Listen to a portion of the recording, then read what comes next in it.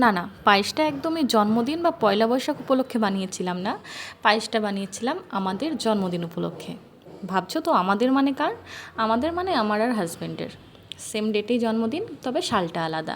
দিন, মাস, এমনকি জন্মবারটাও মিলে যায়। তাই যে বছর আমরা একসঙ্গে থাকি না, সেই বছর কোনো রকম সেলিব্রেট করি না। এমনকি পরিবারের অন্য কেউ পায়েসটা বানিয়ে দিলে সেটা আমি ছুঁয়েও দেখি না। আমি তার জন্যই অপেক্ষা করি। তো জন্মদিনের প্রায় 3 মাস পর সে ছুটি এসেছে, তাই ভাবলাম সেই জন্মদিনের পায়েসটা আজকে বানাই।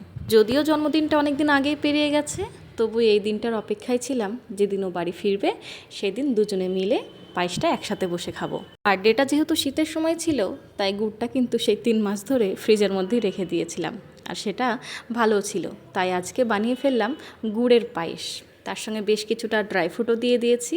আর পায়েসটা কিন্তু খেতে সত্যিই অসাধারণ হয়েছিল, কারণ এর মধ্যে লুকিয়েছিল অনেক দিনের অপেক্ষা, অনেক ভালোবাসা।